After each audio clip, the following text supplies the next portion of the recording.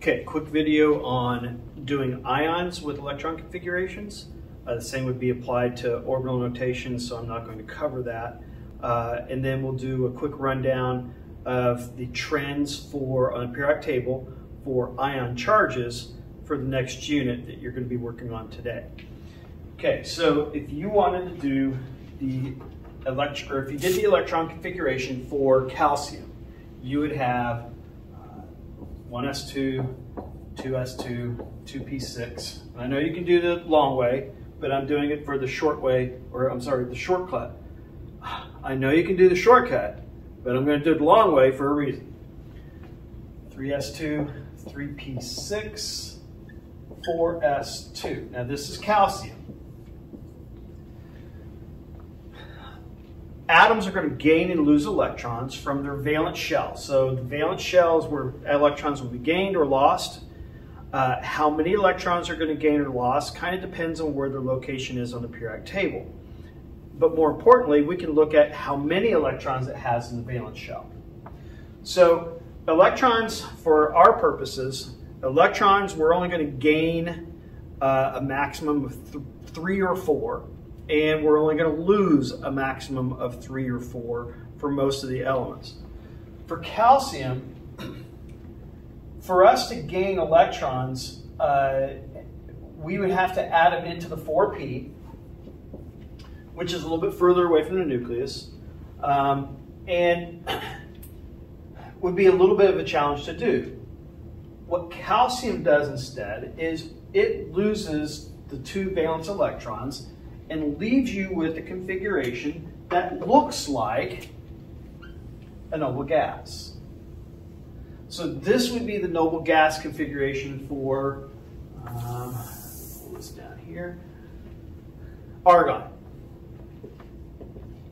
So in our shortcut, we would have had argon in brackets, and then we would just have this. If we lose that, now we just have argon. So another way of thinking of it is that electrons are going to be gained or lost in an atom from the valence shell to attain or get close to a noble gas configuration. I think in middle school you might have called these octets. So potassium, this configuration right here would give potassium a +2 charge because it has lost 2 of its valence electrons.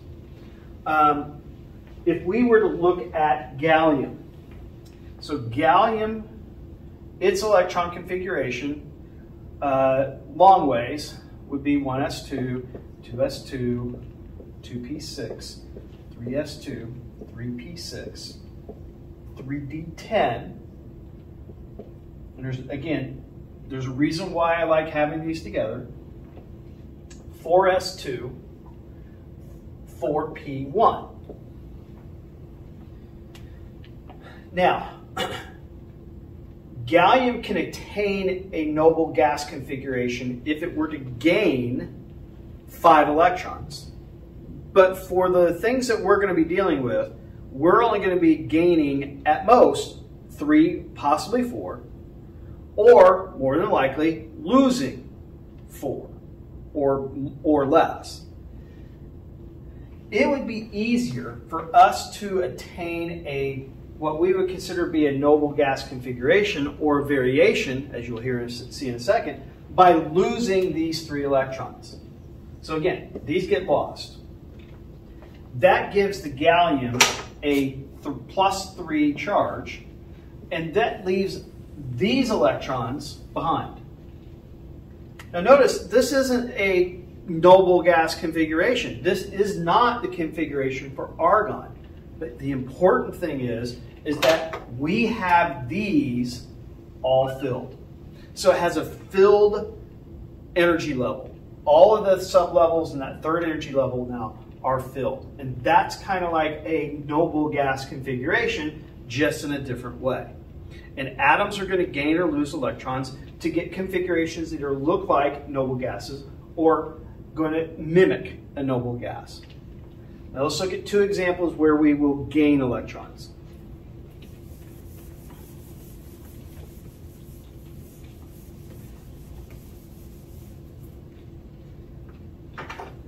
Let's take nitrogen. Nitrogen is 1s2, 2s2, 2p3.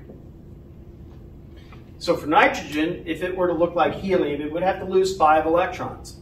Again, too many electrons to lose. If it wanted to look like neon, it would be able to gain just 3 more electrons. So what happens with nitrogen is that when it undergoes reactions with metals, that's what we're going to primarily deal with, then it is going to replace this and add to it, and it's going to become a 6. And now this configuration looks like neon. But that gives the nitrogen a -3 charge. It has gained 3 electrons. Another example would be bromine. So bromine, 1s2, 2s2, 2p6, 3s2, 3p6, 3d10, 4s2, 4p5. It is only 1 electron away from looking like krypton. So this is where we add 1 more electron, makes that 6, and we have a charge of -1. Now, that shows you how it's pretty simple. When you make an ion, you're simply going to be adding or subtracting from the valence shell of the electron configuration for the element you're dealing with. And we're only going to be gaining at most 4, most likely 3. We'll only be losing at most of the time, 4 or less. Now, how does this relate to the periodic table? The periodic table is set up in such a way that we can make predictions of these really, really easily. Because if you look at the groups in the periodic table, they're all very common. I mean, we've got, if you did the electron configurations for every element within a group, they would all end with the same letter number combination. The only thing that's different is their energy level. So I'm going to do a rough sketch of the periodic table. So this is group 1. This is group 2.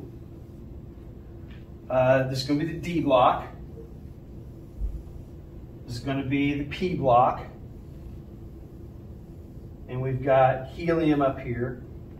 And we've got the elements down here that we don't care much about. And here is what's going to happen. I need to break this P into 6 groups. 1, 2, 3, 4, 5, and 6. Okay. This group 1, these atoms have only 1 electron in the valence shell. They are going to lose that 1 electron. That means they will all form +1s. So if it's in group 1, for the compounds that we're going to make, +1. If it's in group 2, they have 2 valence electrons. We're going to lose those 2 valence electrons. Now the D block, those electrons, they're a little bit different. So we're going to say they are going to lose electrons. They're not going to gain electrons. But we don't know how many, with the exception of zinc and silver. And these ones you memorized. Zinc is going to be a +2. Silver is going to be a +1. The others we'll learn how to do them. This group here, this is going to be group 13. That's going to be make +3s. Now group 14 is where we get our transition. In group 14, we can add or subtract electrons. So there's going to be plus or minus. I should say either lose electrons to make a positive charge or gain electrons to make a negative charge. They're usually going to be ±4 or so. It varies. We're not going to do much with them in terms of their charge, but we'll learn some details later on how we can work around them. Since this is our transition, now we get to this area here, and in group, group 15, 15 with nitrogen, these are going to make -3s they're going to lose 3 electrons. In group 16, that's with oxygen, they are going to lose 2 electrons, or I'm sorry, gain 2 electrons. I think I said lose 3. They're going to gain 3, nitrogen is going to gain 3 electrons to be negative 3s. Oxygen's group 16, they're going to gain 2 electrons to make 2 negatives. And then for the halogens, we are going to have negative 1s.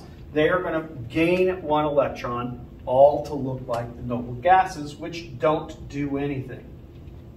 They are not going to gain or lose their electrons because everything's gaining or losing electrons, so they can have a configuration similar to those. Knowing this basic pattern will help you in doing the nomenclature that you're going to learn about today and over the next couple of class periods. Test soon. You need to know your element names and symbols. Make sure you got it.